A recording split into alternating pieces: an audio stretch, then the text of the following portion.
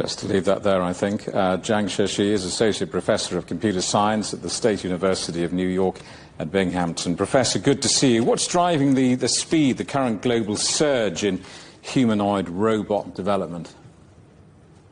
Hi, thanks for having me here. There are many factors driving the surge of the humanoid robot development. One big reason is that we are facing a society that is aging very quickly.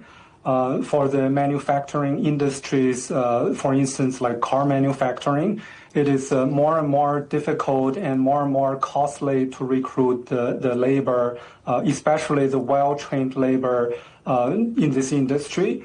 And at the same time, like the full supply chain in China is making the humanoid robot hardware more and more affordable.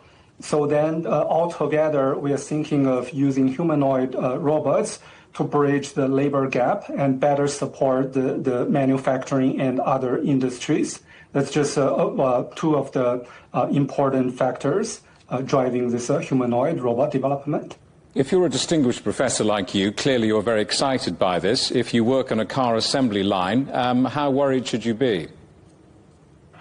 So there are many things to consider. For instance, in the manufacturing industry, many of the robots are still working in the so-called forbidden zones. So if we have the robot operating, then people are not allowed to enter the area for safety reasons. So to really bring the robots, especially humanoid robots that walk around in those factory environments, to humans' everyday life, there's still a lot of research needed to increase the safety levels, to increase the intelligence and the perception capabilities.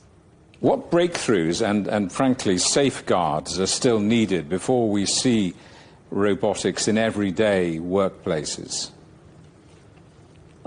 So we already see robots, humanoid robots in environments like manufacturing industries, warehouses, and hotels, like to deliver toothbrushes and water bottles. But those are relatively controlled environments, so there isn't a lot of the human activities or the other agents acting at the same time. So to really bring the robots one step further to our everyday life, like factories and other scenarios, the robot need the intelligence to capture all the corner cases in human society.